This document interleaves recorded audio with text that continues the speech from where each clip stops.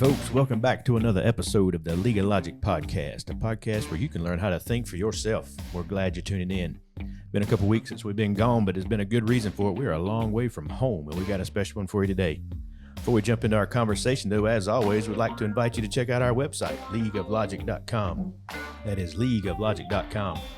On that website, you can find some study tools and some resources to help you along your way in a search for truth. Also on that website, we have a contact us page, and we love hearing from you guys. Your questions and your comments are awesome, so keep them coming. Even if you got a complaint, we don't mind listening to those, even though we ignore most of them. We're also on all the social media platforms, Facebook and X and Truth Social and Rumble, and even YouTube is allowing us to keep on talking for a while. So check us out on those. Give us a like, a subscribe, share it with people. Help us to get the word out, and that'd be greatly appreciated. All right, folks, in the meantime, get back ready, sit back, relax, and get ready for another conversation in truth.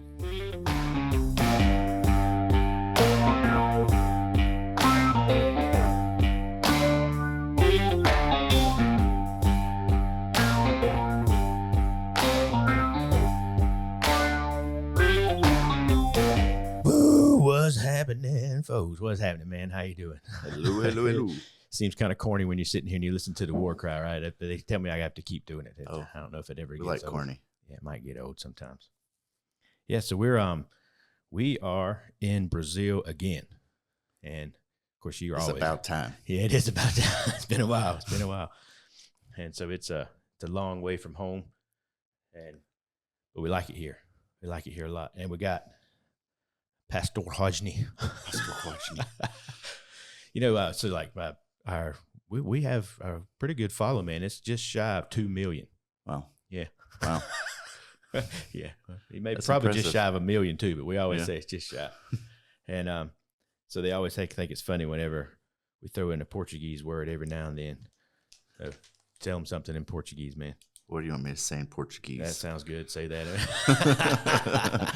Bom dia. Bom dia. That's a good one. That's right. Bom dia. Good morning. So we're just going to dive right in. So we're not going to mess with any of the political banter and things this morning. But one of the reasons that I wanted to have him on here is because, so a lot of you know already, but the League of Logic is also Canada missions. And part of our ministry is we've been down in Brazil working with the Blackwells here and on a lot of different things, actually. But our main focus over the past, I guess, year or maybe two almost now. Close to 2 years. Has been Camp Refuge.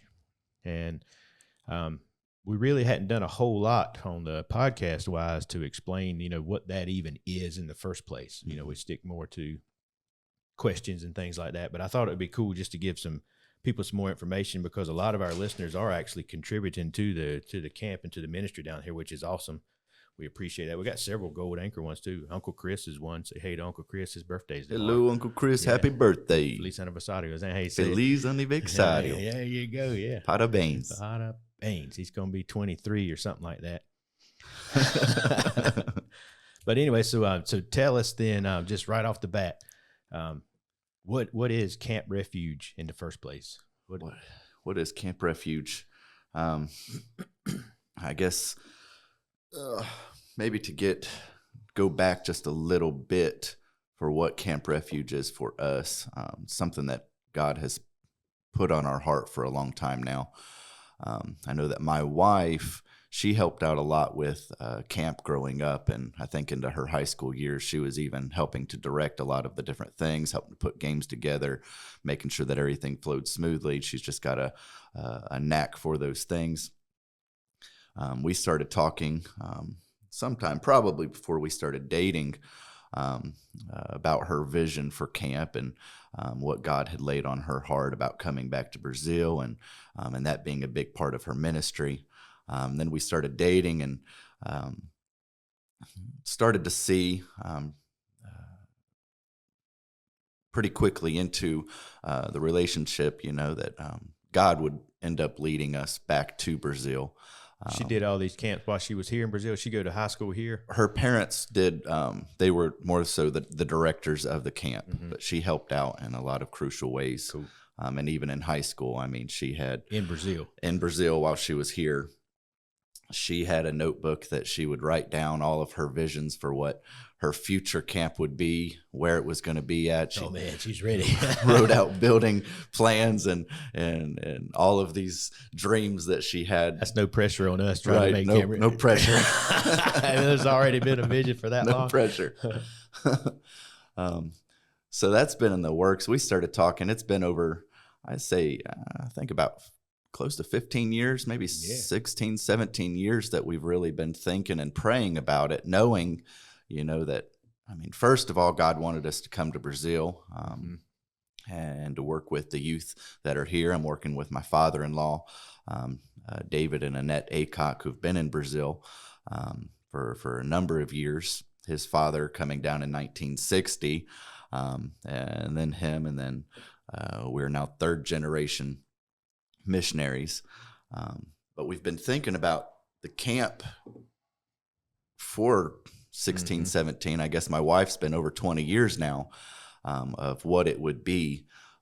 There for a little while when we first got to Brazil, there was no prospect to be able to start anything right then. And so it was kind of on the back burner, but it needed to be. I needed to learn Portuguese, and we needed to be integrated into the church here and to really find our role and our place of what God wanted us to do with the rest of the ministry. And then I guess to start out Robin's relationship with Brazil. We've been friends for a good long time. Robin drug his feet a little bit. A lot. But he brought the first group down in 2018, right? Yeah, that's it. 2018 brought the first group down, and you could tell that God was dealing with his heart in a big way. Robin got weird that week. It was very weird. I did. The Holy Spirit got all over him.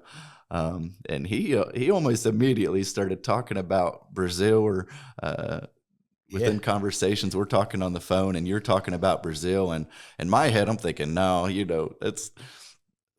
that doesn't happen. Yeah, right. We're here alone. I've come to understand, and try to just settle in on that, accept the fact that I got to do this all by myself. Right. And so I thought it was a cool idea, but obviously it wasn't going to go anywhere. He's got to talk to his wife, and she's not going to be on board with it. It took a while. It did. Yeah. But really just cool over the next couple of years from 2018 then to 2019, made another trip and really just started solidifying, there's something to this. God's wanting the Kennedys here as well, and made that partnership between our ministries, and really just got us back into the swing of coming back into really just thinking about what God wanted to do with this camp. I think that's like an important point to make to people in any ministry. It doesn't have to be missionary type ministry. It could be even ministry in America. That's the other point I want to make sure we get across here, is like, just because we're doing this in Brazil doesn't mean it don't work in America. Right. Right. God works everywhere. Right. Right. And everywhere you go is your mission field. So we'll get that point out of the way. But part of when you guys first came down, and whenever we even first started, to answer a ministry call of what God wants you to do, there's not always an exact direction. Yeah. The first thing he's wanting you to do is just be available. Submit yourself, like, okay, I'll follow you, even though I don't know where I'm going. Well, that might be the hardest part, and maybe even the reason that we're not seeing more people submit to God's will. Everyone is willing to submit to God's will when they've got the whole picture. Yeah, the whole blueprint, yeah. God, what do you want me to do? Now tell me how this is going to be. Right. Because I don't want to just step off the deep end and just jump into something. What is this faith stuff? Right. I don't. But really, God's will doesn't work that way. It's easiest just to take the next step. God opens a door. I have no idea always what's behind that door. I just know that God wants me to go through it. There are some things that are certain. Right. That God wants me to do this. God wants me to go here. I don't know any other details about anything else, but I know that he wants me to go here. I think that for me in particular, that has helped build a relationship with him even better by having those that you got it. So, okay, I'm going to trust you. Mm-hmm. I know you want me to do this amount, but I don't know what's after that. But hey, man, whatever you say, I'm for it. You know what I mean? Right. Yeah, it makes a difference. Anyway, didn't mean to distract you off the camp. You're fine. But you're fine. There's just these points that keep coming up. I think they're great. No, they're so important. So get the vision back again. And when we first, we didn't even really partner in 2018 or 2019. This was just these thoughts that we were having, like this could be kind of cool. Well, it was getting exciting, but at the same time, I know for me, I mean, I was still, this is a huge endeavor. Yeah. And being in Brazil, I know how difficult things are to get done around here. It takes forever. And then there's the other aspect that, I mean, we've been, currently we've been on the mission field for over 10 years. But we've not taken long deputation periods. Mm-hmm. We've not been back to America as a family in over 5 years. It's hard to do. And the times that we are there, we are only able to visit a handful of churches. And so our support group, God has taken care of us, mm-hmm. and he's done a lot through a little. Yes. And that's been amazing. That doesn't take away from it. But to understand that we are little missionaries in the sense of a camp endeavor and purchasing a property and building something to this scale. I never imagined being able to raise those kind of funds to be able to do it. But right. that again is following God's will and God saying, yeah, you don't know exactly how it's going to work, but watch this. Yeah, it's not your problem. Let me handle it's that. It's not yours. Yeah, it's not your camp. It's not your ministry. Yeah. It's none of that. There is a very good core group of people that do support the Blackwells and Canada Missions, which is very awesome. And when we go, back home, because we spend more time in America now than we do here, it's one of the things that I try to help everybody understand. And it's like you guys have such a huge role in the ministry as a whole here. Mm-hmm. You can't just leave for a month or two. No, it's very difficult. And I always ask pastors of churches, what would happen if you left your church for 2 months? Mm-hmm. And they're like, well, I can't do that. Why would you ask your missionary to come off the field for 2 months? Right. And then, so, I mean, we say even in America, it would be difficult because in America, we've got generations mm-hmm. of people who have been studying the Bible, who should be able to do a lot of these roles. It really should not be that difficult to cover a lot of those positions. But even so, we know the pastor needs to lead the sheep. Yes. The pastor needs to be there. That's his role. That's God's will for his life and for the church. And so for us, being in Brazil, not having generations of Christians who have been right. learning trying and to studying. Make generations, but that's right. We're working on it. And right now we do have a very healthy church. Don't get me wrong. We've got a lot of strong families within our church, and we are growing generations of Christians, Bible-believing Christians who are strong in their faith. But it is different here in the aspect that, I mean, outside of our family, we don't have trained individuals. Mm-hmm. Yeah. We don't have trained people who, this is how you run these things. This is how to do this properly. This is how to get this done. And so when you try to walk away for 2 months and you divvy out all of the tasks that you're doing throughout the day, no idea how it's going to work out in the end. Careers here, you know what I mean? They got to go to work. Yep. And it's important here. I mean, if you miss a week of work, man, imagine how far behind you'd get here. Mm-hmm. Anyway, we got serious about camp. Serious, like, okay, we're going to actually do this, I guess, in 2022 or 2023, somewhere in there. Mm-hmm. I think my family made a trip down in, was it 2020 or 2021, where I brought the whole family down to see if they were okay. Because this is, remember that? Are we going to? Is this something we can do? Is everybody going to run and hide as soon as we get started? Right, yeah, can't do this without y'all. Y'all got to be a part of it. So, and that was an excellent, interesting visit. But but we said, okay, we're going to do this. We're going to submit. We're going, whatever you say, we're going to give it a shot. So, but I guess the next question I have for you is like, why is camp such an important aspect of the ministry down here? I would say that camp is an important ministry wherever you're at. Yeah, good. Yeah. Obviously.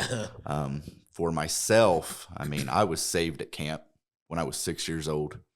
Sweet. I answered the call to preach at camp when I was 13, August 6th, 2003. Yeah, that's awesome. I learned where I was going to go to college at camp. I made most every important decision of my life was made at camp. Why do you think that is? Our world is full of distractions. Yeah. We are right now, obviously everyone knows around, I mean, this generation is getting weirder than what we've ever seen. It sure is. Right? It is. I mean, it's been like this for a while. It's not to say that my generation wasn't weird. We were, but we've created some weirdies. Monsters. But all that to say, our world is getting harder and harder. It's doing everything that it can to distract our minds, to put a cell phone in front of your face, to keep the TV on constantly. I've got to have something constantly in front of me, distracting my mind because I'm afraid to be alone in my thoughts.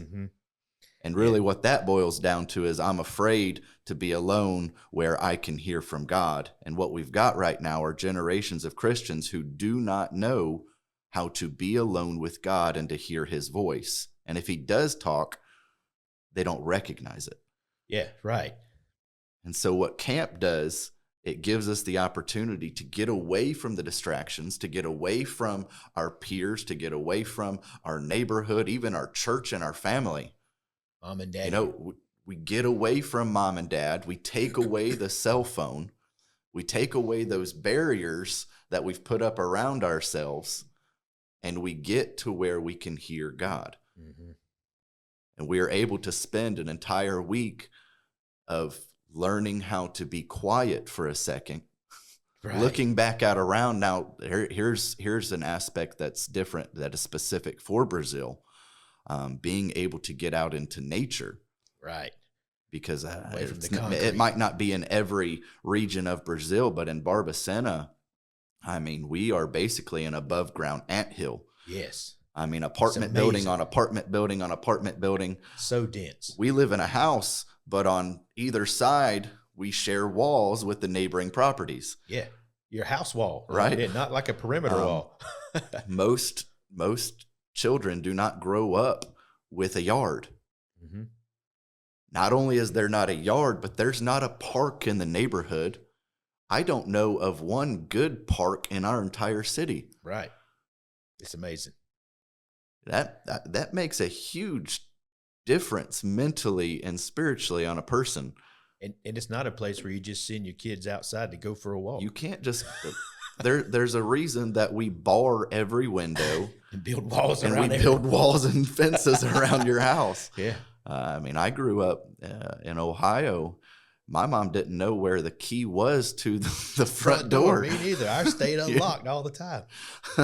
And I get to Brazil, and I mean, we've got a separate key for every door on the house. Yes. We've got a separate key for every inside door of the house. Every padlock that we've got on the windows has their own key. 30 minutes when we got here this time trying to figure out which key went to which door in the house. I've got 4 key rings, and they're all completely filled.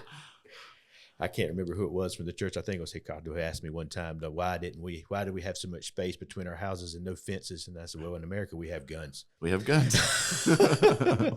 Yep. Oh, that's cool. So that's just important to get kids alone so they can hear from God. That is what makes camp important. I agree with that 100%, man. Camp is so important. When you do host these camps, how do you implement something like that? I mean, I know you can't give me like a specific program like we do this every time because it always changes, but your goal then is to occupy their time during the day. How? We do things, I think, probably a little bit different than what I have experienced in America. And again, this is a couple years. We have not had we may have had one full week of camp since COVID. Yeah, we're still suffering from that. And we have one place that we really like to go to, but it's over 3 hours away. And since purchasing our property, our main goal is really just getting us to where we are sustaining ourselves here. Man, we're so close. But it became really difficult, especially after COVID, even until now, because transportation of 50 kids or more. I mean, we've seen years of 120, 150 kids, but transportation even for 50 kids to get them on the Brazilian roads over 3 hours away, and then up in a mountain, which is near a dam, which they said was likely to break at some point, and so it's been difficult to get ourselves to get back into the swing of things.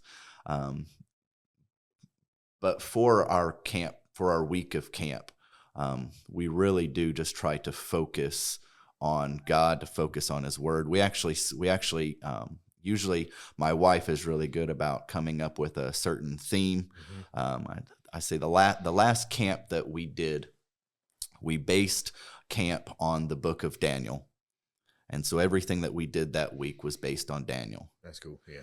We tried to base all of our classes on that book. All of our sermons are something to do with the theme of Daniel, starting there with Daniel chapter 1, Daniel resolved. How is it that Daniel was able to be completely sold out to God in a culture which was trying to indoctrinate him? Oh man, that's a big lesson here. Right. All right.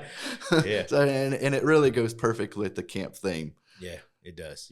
Daniel, who was basically stolen away from his town and indoctrinated.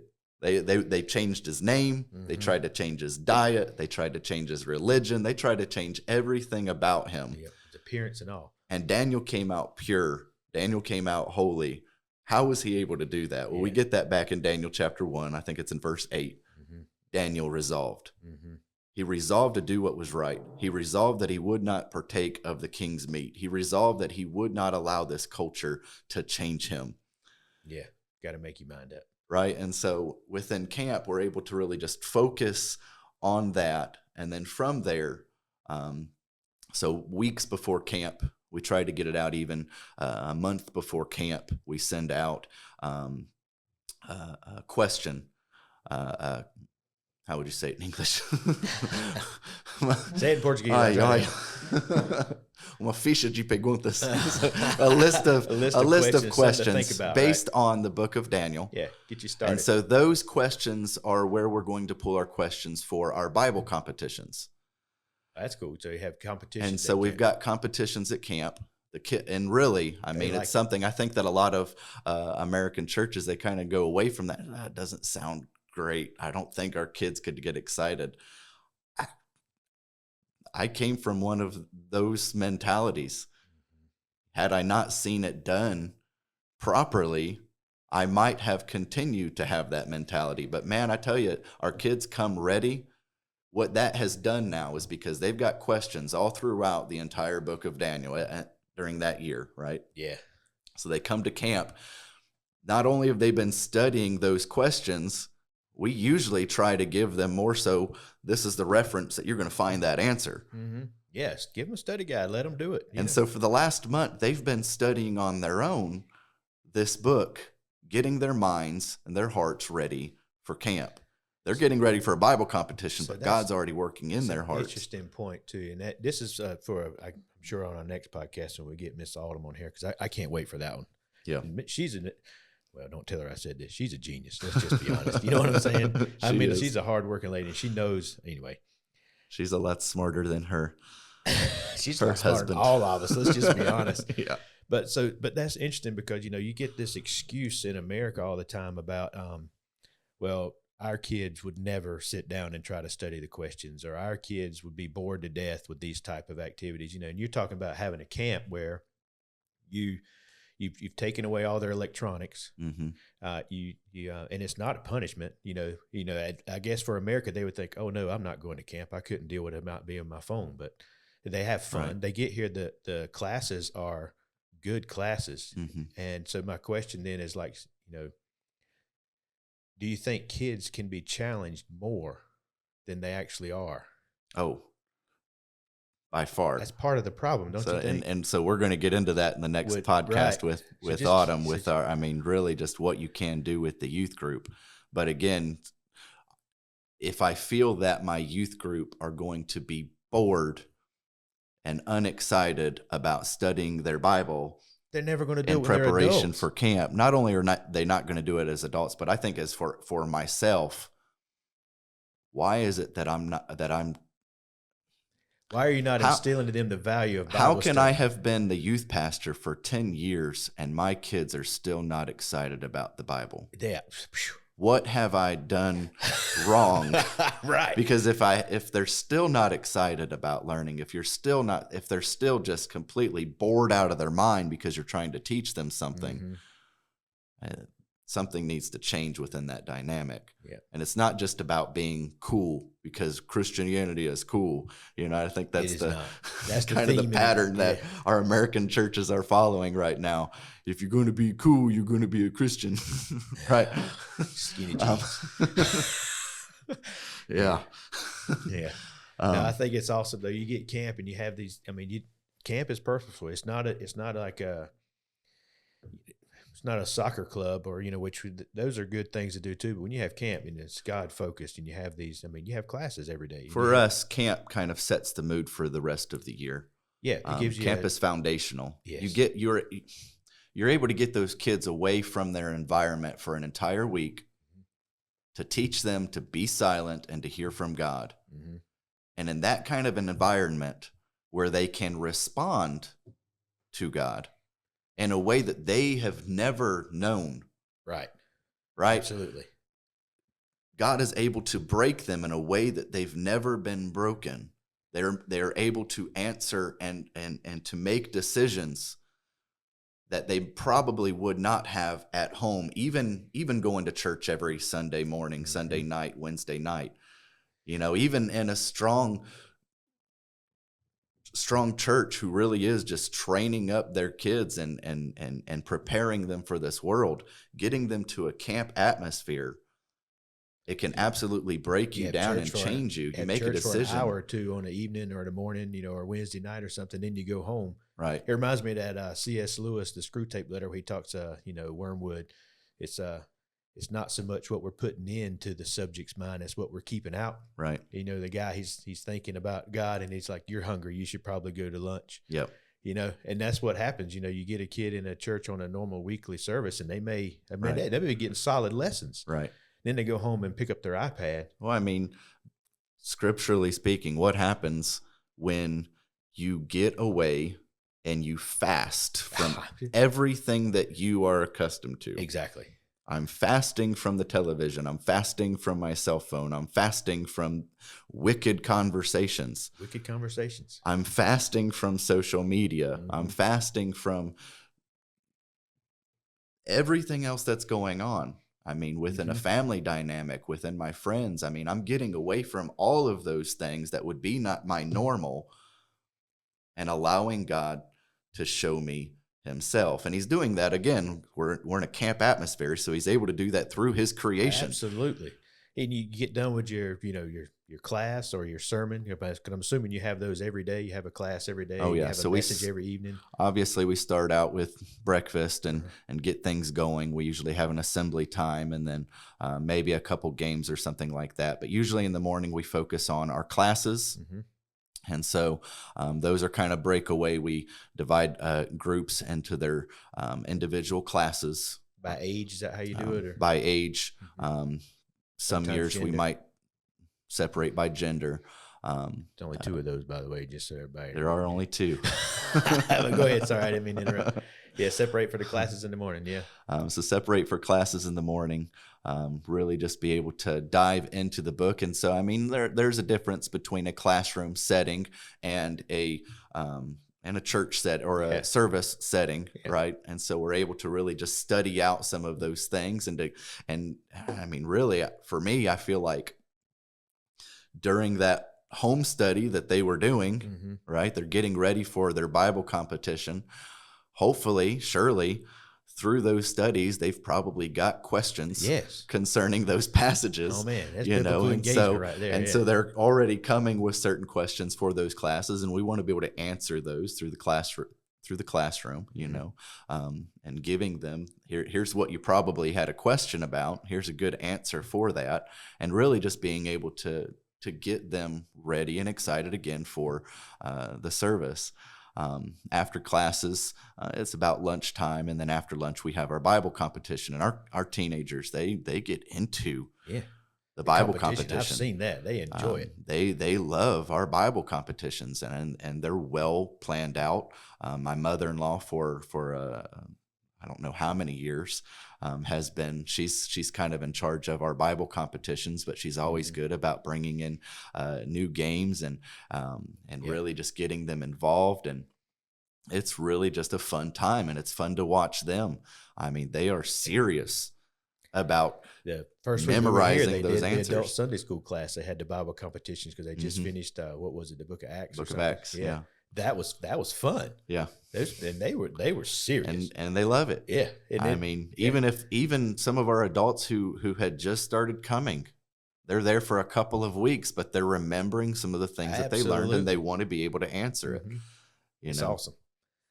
So you have you have the classes, and then I'm sure you do lunch, and there's fun activities and stuff. I've watched the games; those are always fun. In the evenings, you normally have a service. Is that what you do? Or? Right, we do a service in the evening after dinner, and during that time, a decision time. Give them a chance, to respond. Right. That's awesome. That's awesome. So, camp is awesome, man. Tell me how camp then works in conjunction with the ministry as a whole down here. What we've really going into it, the importance of Camp for Barbizon, and especially for our ministry here. What we want to be able to do is to build a camp, a retreat center that is able to serve our local churches, somewhere that we can use, and that we can really, it's not just for the teenagers and for the kids, but for a family as a whole. Yeah. Really, it's interesting. My father-in-law, he came back to Brazil with the mindset to build a church in the neighborhood that he grew up in. And he was successful in doing so. And we've got a beautiful church in the neighborhood that he grew up in. Our church is growing, it's healthy, it's thriving. God is really moving in our church, and he has been for a good number of years. I believe the church is 20 plus years old at this time. I really don't remember when it was started. It was started in their living room, but God is blessing that church, and we've seen a lot of growth since we've been here. We've been able to really, me and my wife have been able to focus on the kids and the teen ministries, and really with the focus of being able to win families into the church. And that's really cool as well. I mean, God has really just blessed us in that aspect. We don't really have the capacity right now, nor the need, because of where we're at, but we don't run a van ministry, and I don't have anything against van ministries. At some point we might be able to start one up, but right now there's just really not a huge need for it. But what's really cool about our dynamic, I think there were about 10 kids in our youth group, just little ones. We had maybe a handful of teenagers at that time, 5 or 6. But within the last decade, I mean, God has brought in families. We've got through the kids. I think we've got about 30 to 35 kids. We've got another 20 teenagers right now. But I would say a good 95% of our youth have parents in our church. That's awesome. They came as a family. Now, a lot of it was because, I mean, in Brazil, the kids kind of rule the roost. Yes, it's true. And because the kids wanted to be involved in our kids program, because they wanted to come and they wanted to play on the parquinho, they wanted to play on the playground, they wanted to play the games that we were doing, and they really just wanted to be involved in the classes. Because they had a desire to come, the parents said, okay, we'll go. And they don't just drop them off and leave. Most of the time, the parents will stay. And we've seen so many conversions through those ways. Now, my father-in-law, he is so good about when new people come through the doors. We immediately try to get their contact information, make them feel welcome, and it's a very loving place. He gives them that call, and immediately he asks them to do a Bible study with him. Which is another thing that I don't particularly see in American churches, and maybe I'm wrong. I've not been there for over 10 years, and so maybe I'm completely in American churches. The theme now is when you have a new family show up for church, you have them fill out a connect card, and you give them a coffee cup or a T-shirt. I like coffee. Yeah, I like coffee. But it that coffee cup, they go home and I got a Yeti, and there was no invite to, hey, we're glad you're here. We have a Bible study that we would love for you to be a part of. Man, and going back to what you talked about, you have your kids, and they want to come be a part of the activities. Part of the reason why kids who don't go to church here in your youth group want to come be a part of those activities is because the kids that are being challenged, and it's even fun for them, and they can't help but talk about it with their other friends. Our kids are having a good time, and it's not just because I don't use what's the word? Gimmicks. Yeah. Right. Yeah. We don't like gimmicks. We don't focus on any outside materials, or even just, we don't change our service. Nope. We have a very VBS type structure to our kids program. On Wednesdays, we have an opening assembly. My wife sings songs with them, and maybe we'll do a memory verse, and then we split up into our classes like you would at VBS. They might have a snack, they might not, and then we go outside and we play. But the classes are serious, and I've sat in on some of those too, which is awesome, because the classes are not just a lecture where you are just talking nonstop. I mean, you challenge them with questions. Right. You wait for responses. I don't want to get too much into what we're going to be covering in the next podcast, but my wife, my wife does a fantastic job. Every year she spends a good 2 months collecting materials and resources and making out a lesson plan. This is what we're going to study for the next year. That's cool. These are each individual lessons that we want to cover. She gives a base lesson to all of the teachers with all of the major points. Here are some resources. Here are some of the crafts that you could do with them, and plans out the entire year. Here's the theme for this quarter. We're going to study out the 10 Commandments. We're going to study out the fruits of the Spirit. We're going to study the armor of God and what that means, why it's so needed for for us as Christians. So many questions come up about that, but we're going to save those for autumn. We need to save those for autumn, but she does a good job with that, man. And getting those things together. So go back to so we've been able to see God to grow our church in such a way, and it's just very healthy environment for us, for our families. And then a couple of years ago, my father-in-law began the construction of our Christian school. And so it's been a really cool ministry to be a part of. Our Christian school is the very first Free Will Baptist Christian school in all of, I believe, South America. Yeah, pretty much. Yeah, and so very cool to be involved with. It's taken a lot of time, effort, Which, by the way, Camp Refuge will be the first camp of its kind. The first camp of its kind. In this country, too. Yes. Yep. We've had other attempts. There are camps, but this is not the same. Camps. We want this to be different than what it's ever been, or what it's ever even been able to be. I believe that God's really just going to be able to use this. But where that comes in at this point, so you have a camp, you have a church, you have a school. Well, we've got our church, and that's really kind of the hub for everything, right? That's our central, our sede, our headquarters, I guess in English. So you've got our church, and then we've got our school where we're at this point we're able to train up kids for the very first time.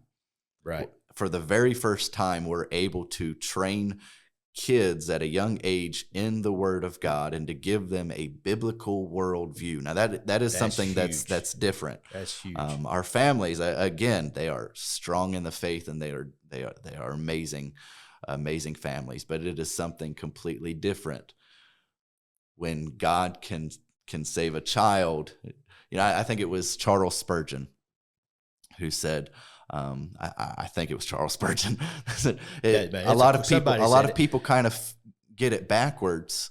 We think of saving an adult, and we think, wow, I saved a soul, or not me, but I was able to help God to save a soul, right. And then they're able to lead a child to the Lord. I was able to lead half a soul to the Lord. That's so wrong. And really, it's backwards, because you look at a child, he's got his entire life to give. Way more potential. If we are able to protect him and to put that hedge around him at an early age, and to really teach him what it is to be consecrated to God, then they grow up and have separated and godly set apart marriages for and godly God children. I mean, it just multiplies from before he's able to make all of the stupid mistakes Right. that we did as unsaved there. people, Unbelievable, yeah. or even just as dumb Teenagers. saved people, Dumb teenagers. Yeah. you know. Yep. That's so important. We are now able to save an entire life and not just half a life. What age So does now those schools start? We've started at K4. K4. See, man. And so right now we will be adding fifth grade next year. We're not sure about how long it will take us to get into middle school and to high school, which is after fifth grade. Sixth grade and up, we will need a whole Nother set of teachers. It's a whole other animal. Yeah, it is. And so we're praying toward that. We don't know what God will do, but he's blessed us so far. We're going to keep trusting in him and doing what we can in that way. But we've got our church, which is headquarters. Right. We've now got a Christian school that we're able to train up an entire generation. That's awesome. Yep. The camp is kind of the third leg of that tripod, right? We Robin talks all the time, my engineer friend. The triangle is the strongest shape. Yeah, it is the most structurally sound. This right. Is true. And so what we're trying to do is to really just create a triangle within our ministry. We've got our church where our families are able to meet weekly, to be able to get together and to really able to make those relationships. We've got our school. We're able to train up the next generation. And really just to be able to, even within the school, we're able to see at this point all of our teachers who are from our different churches. We're able to unify our churches in a much stronger way than we were able to before, even through that. But now through the camp ministry. Yes. On February of every year, Brazil holds what is known as Carnaval, Carnival, right? And it's basically Mardi Gras times 1,000. It really is. Okay, and it's an entire country that shuts down for a week. Sin like you want to. It'd be all right. Sin like you want to. They'll have Mass the next Monday so that they can go and ask for forgiveness for everything that they just willfully sinned, though, right? They know it was wrong when they did it. And so it is needed for us. We have what we call family retreat. Yes. And so family huge retreat. Aspect of the Camp Refuge part. Say what? Huge aspect of what Camp Refuge will become. Huge. So in the past, it was something that they like to do to get away for an entire week. To be able to get away from any not even having to look at what Carnival was. The city is constantly it's constantly in movement. I mean, you cannot go from point A to point B without running into a street that is just, they're parading down it, and it's just, it's in your face. It's everywhere. It's in your face. But over the years, because our cities have grown and because of different dynamics, it's been difficult to be able to do that. So for probably the last decade, maybe closer to the last 2 decades, I really don't know, family retreat, we end up reserving maybe 2 or 3 days. If we have an overnight, it's usually designated only for our teenagers. Right. And so we'll come during the day, we'll have a couple of services together, we'll eat together, and then everyone goes back home. And so you lose a huge aspect. You lose it, yeah. Because even those people who are coming home, you really don't know who's coming back the next day, and you lose that connection to be together. We were able to have family retreat on the camp this last year for the first time. We only had a 1-day retreat. It was a 1-day activity, but it already made such a difference. Yeah, it was awesome. It was so awesome. We finally have a place to where we can all meet at one time, where we have space for activities for the adults, for the teenagers, for the kids, because that's not something that you can find in Barbacena. And I've looked, within a 2-hour radius, there's almost nowhere that you can go unless you're willing to spend a lot of money. And even within spending that money, they're still not equipped with what we would hope to have. Obviously, it's a hard thing to come by. They're built for the world. Yeah. And for worldly pleasures. And so they're not built to hold a church event and to really be able to And the ones that I've seen don't have the space to be able to, I guess they're used to it, but for me, there's something about having this space to be able to move freely. Brazil as a culture, we don't like space, and I still haven't figured out I don't know why. the why. Everything is overpriced, and I guess space itself is expensive. But in Brazil, it's funny. I like to say, I mean, in Brazil, you look at a plot of land. As an American, we see that plot of land, and so it's a good 5 acres. I mean, that's a perfect spot for me to put a house with a really nice yard. I can have my family over. I can raise my kids, and even already thinking about the grandkids coming over, and just to really be able to have this property for our family. In Brazil, you see that same plot of land, 5 acres. I got 27 apartment buildings. I can and put 27 apartment buildings, 42 we fill it up houses. with 1,000 people. Right. Yeah. And so space is a commodity, and no one is used to having that space. We go into buildings and they cram them in like sardines. The most, common Brazilian school, maybe a 15-foot by 20-foot area, they're going to get 20 or 30 students in that area. And so space is a commodity. So you have so you got this triangle shape, which is really strong, right? So you got the church, you got the school, and you got the camp. And I don't want to forget about another aspect that's important, which creates the actual 3D, the pyramid, and that is the church plant. Right. And Brother JD and what he's doing is part of the whole team and the ministry down here working as a whole. And so what I have seen, which I think is amazing, is so you start without the church, none of it works. Right. So let's make sure that everybody understands that totally. You don't just go out there and build a camp for the sake. Yeah. You got to have some heartbeat to be able to supply. So the church keeps it all grounded and focused where it needs to be. The school trains the kids as a young one. The camp gives them a chance to get away from the distractions so they can respond. And then Brother JD is out there planning churches in other cities, and so that you can take these kids that you're training from pre-K up through whatever age and through camp and put them into the ministry. So a vision as a whole. Right? From church to school to camp. And again, not only are we able to train up a generation, but with that camp facility, it's not, we won't only be using it for week of camp or 2 weeks of camp and retreat. We can have father-son activities. Yes. Which is absolutely huge. Huge. Fathers speaking with their sons and learning how to communicate with their sons. Teachers, conferences where we are able to train up the teachers at our school and to really be able to get away and to share with them, because it is difficult. They don't have Christian colleges like what we have. Our teachers were not trained at a Bible college. Technically, you wouldn't even consider their training as a college. We have what we call pedagogia. And so teacher training in Brazil is straight philosophy. Yeah, it's terrible. They teach them philosophy. There is never how to conduct a classroom. There is never here is how to make lesson plans or how to execute this in a healthy way in the classroom. And so we're able to train up our teachers. Yeah. We're able to have a place now where we're training our youth workers.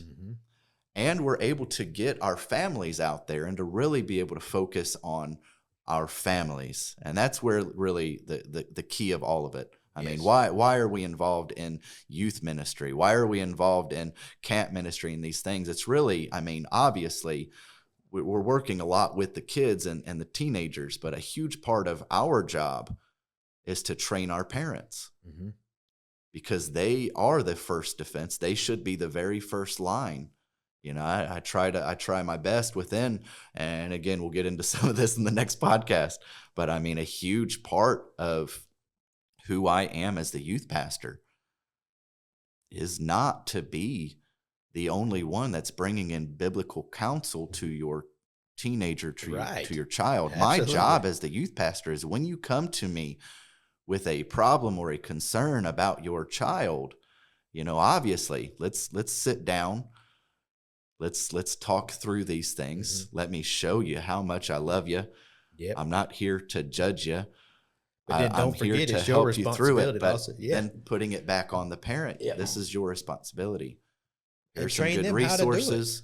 this book of the Bible can really help you right now. Yep. You need to get back control in your house. And again, trying to instill in our families, okay, they're gaining the right to lead their children. So perfect.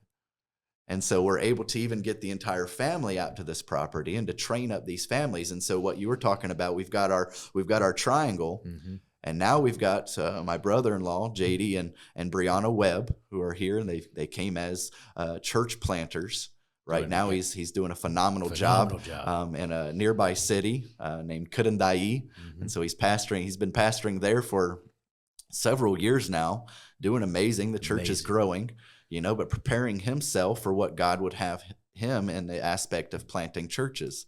So now that we've got our strong triangle, we've got our hub church, and we've got our school, and we've got the camp, when he is able to go and to plant these churches, not only are we training up a new generation of pastors and teachers, but we're hopefully, the prayer would be that some of these families would even be willing to travel with him. Absolutely. To relocate, because this is not something that can only solely be based on our family and the missionaries that are here. It ought to be a church-wide vision. It is the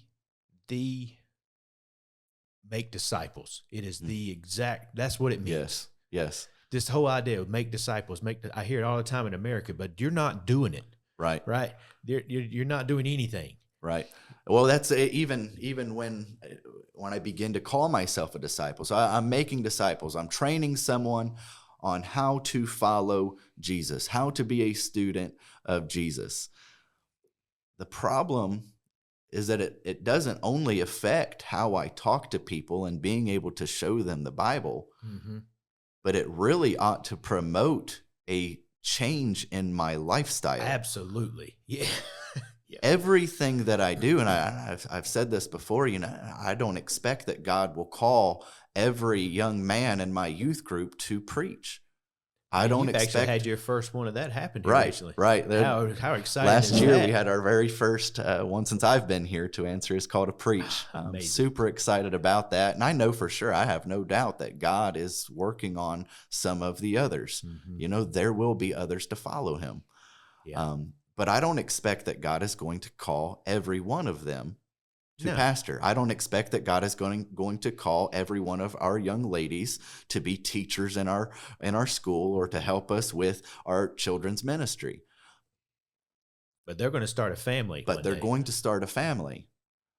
And as far as that lifestyle change as a disciple of Jesus Christ, whether I am a mechanic or a doctor or a firefighter or a policeman or a pilot.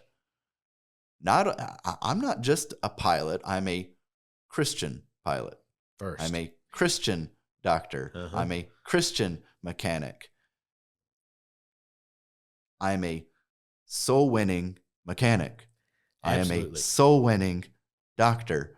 That profession that God has given me and maybe even called me to do ought to be used solely for what is my purpose in life? Is it to make money and to make sure that we're comfortable and to take care of my family? Obviously, I ought to be taking care of my family, and we need money to survive. We hate it. I hate money. But where does it come from? But where does that come from? It's coming from God, and the reason that he's put you there is not just to make more money. Oh, man. You can use that money to further his kingdom, no doubt. But he has put you in that position to reach those people around you that I would not be able to reach as a mechanic. Can't tell you how many times I've heard in America that when you go to work, your boss is not paying you to pray or to talk to people about Jesus. He's paying you to do the things that he wants you to get done to make him money. So you should just put that on hold till later. Yeah. What? So who am I serving then? Right. Am I serving my boss or am I serving God? Who is my master? Right. And, you might get fired. And? Yeah. Who gave you the job in the first place? Here's where I wanted to really bring that point in, because I think that this is something that our American churches have kind of missed out on as well, and our prayer for our families here in our church. If I am a Christian soul-winning doctor, and I see that our church is healthy here, and that we're having a church to be planted an hour away. Mm-hmm. I'm successful in what I do, and I'm able to move my family and to have a practice there. I should have the desire in my heart enough to say, God, is that something you want me to do? Now, first, that's just a question. It's a dangerous question. It is. But it should be constant. God, where do you want me? If you want me to stay here, great. Mm-hmm. But Lord, if you would like me to take my business on the road so that I can help out this church plant. Part of submitting to him and any ministry whatsoever, whether you're a full-on missionary on the field or whether you're just a layman volunteer inside of your church, it goes all the way back to your career as well. And it's like, God, use my abilities that you have given me to further your kingdom while I'm here on earth. Yeah. If it's not at this company, if they're not allowing me to do it, okay, I trust you that you'll put me where you want me to be. Maybe it is that company. You just got to struggle with it, isn't it? Nothing said it was going to be easy, but yeah, it's a total submission. Then I'm available to do what you need me to do using the abilities that you have given me. Right. I mean, that's whatever that huge. This last Sunday, we preached on the sanctification of the Christian, and there's a lot of change to be involved. Yep. No one likes change. We completely understand. It's difficult to change. But we ought to, in our Christian lives, get to that point to where, until I reach heaven, I'm not done changing. I'll never reach that point of perfection in my life to where I don't have room to grow. Mm-hmm. And so really as a Christian, I ought to be able to get to that point in my life to say, I don't want to not change. Right. I don't want to stop changing. Lord, help me to be more like you. Help me to see your vision more clearly. Help me to get to where you can use me. Not to my full capacity, but through your full capacity through me. Absolutely. It's a principle and a truth that is applicable throughout your entire life. There is a no such thing as standing still. Like, I've made it to where I need to be. I'm just going to hang out here till I die. Whether it's your business or your Christian walk, you're either moving forward or you're going backwards. Right. There's only two options. This idea that we can just hang out on the fence or, I have arrived where I need to be. Right. Well, because we're continually going against the flux. Yeah. I remember the illustration that a preacher gave years ago. And he said, basically, our Christian life is we are swimming against the current. If you stop swimming for a second and you start floating, you don't stay in the same spot. Nope. Living things go against the current. Right. And that which is dead floats with the current. You may feel like you're hanging out, but you're not. Right. You're losing ground. You got comfortable. No, that's awesome, man. I think that the ministry here is awesome. And I could keep on talking for a long, long time. We've almost made it a whole hour, if you can believe that. So, no, that's good. It's perfect. So the last thing that I want to mention then is for those that are listening, if you want to see more about it, we've got social media pages that are dedicated to the ministry. Kennedy Missions is one. Blackwell's in Brazil is one.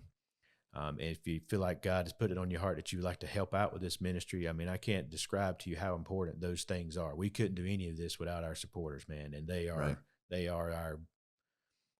keep us going. And it's amazing to watch it happen. And so through Kennedy Missions or Blackwell Missions, either one, we don't keep any of the money. It all comes straight here. Right. And we use it all. And you'd be surprised. Just send us a question. I can send you some information too on how far just a little bit ago. Don't ever think that, all I got is $5 and that will go a long way. If we could get 100 people to donate $5 a month. We're paying for a week of labor for like 4 guys. Right. Amazing. Right. And we were able to do great things with $500 a month like that. And again, that's 500 people or 100 people saying $5 a month, whether it's as an individual, whether it's you wanting to connect your business in some way with our ministry here or even within your church. We're not a charity. We are God's ministry. We're doing His work.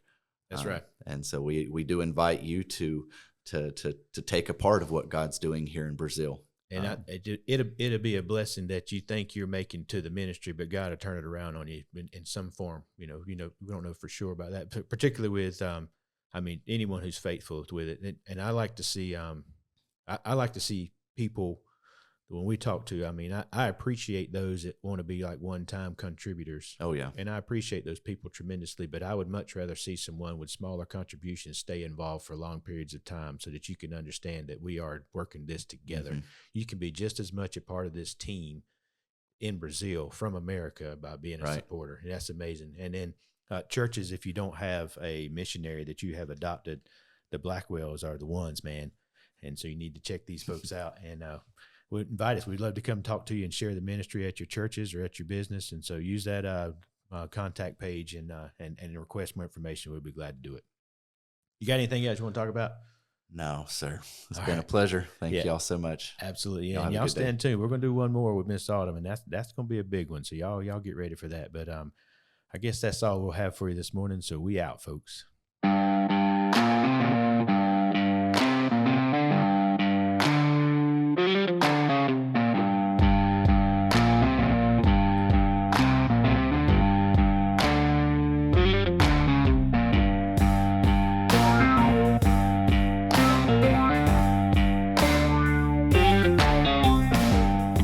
Thank you for listening to another episode of the League of Logic podcast. We hope something we said is like sparked some interest in your heart, man, and I want you to be more involved with God's ministry wherever He may have you to do that.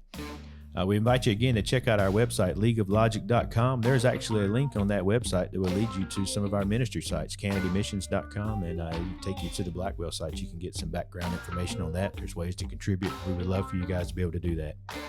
We're also on all the social media platforms, so don't forget that. Give us a like, a subscribe, and a share to help us get the word out. And man, that'll go a long way, and we will really appreciate it. We appreciate you guys tuning in again, and we hope you have a great week. And look forward to you tuning in on the next episode.